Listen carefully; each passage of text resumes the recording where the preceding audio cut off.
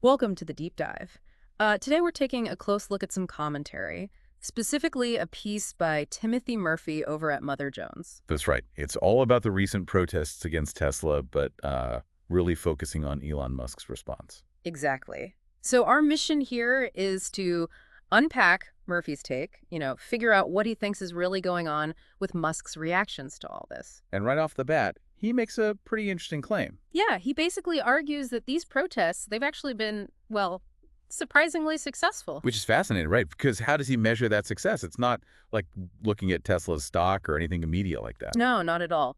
Murphy's focus is pretty squarely on Musk himself, his public behavior. That's the yardstick he's using. He's saying that's the indicator that the protests are actually, hitting home. Okay, so let's dig into that. The core idea, as I read it, is that Musk's recent outbursts and actions, they signal he's feeling the heat, even if he's trying to project, like, total indifference. Exactly. And Murphy brings up evidence.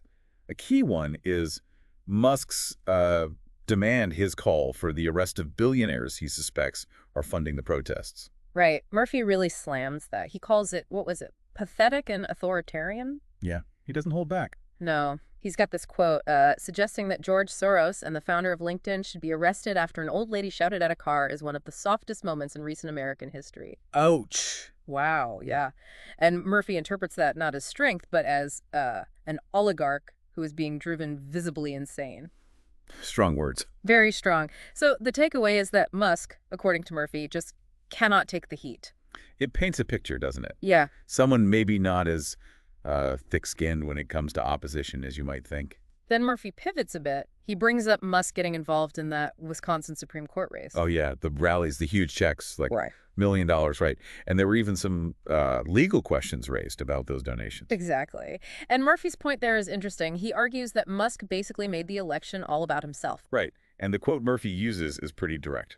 Musk made the election a referendum on himself, turnout surged, and the Democrat won in a landslide.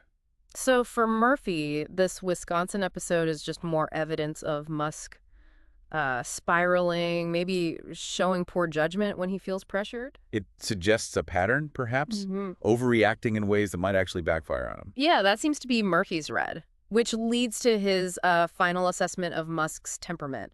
It's quite pointed. It really is. He compares him to a kid, basically, someone who throws a fit and wilts when he doesn't get his way. The quote is, he has not just the taste and sensibilities of a boy, but the temperament of one. Oof.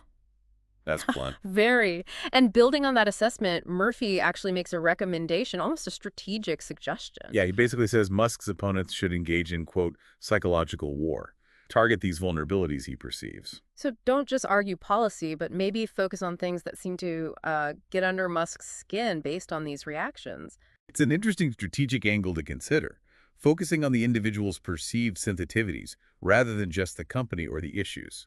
So wrapping up Murphy's main point here for you listening, it's that Musk's reactions aren't showing strength or indifference.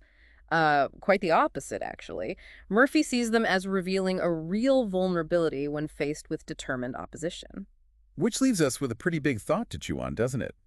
If a figure with that much power and influence reacts so strongly, so visibly, to protests and criticism, well, what does that actually tell us? Yeah, what does it suggest about power dynamics today? Maybe even the most powerful individuals aren't immune to public pressure points. Right, and maybe understanding those pressure points, like Murphy tries to do, offers insights into how influence works, or how challenges to power can be effective. Something definitely worth mulling over after hearing Murphy's take.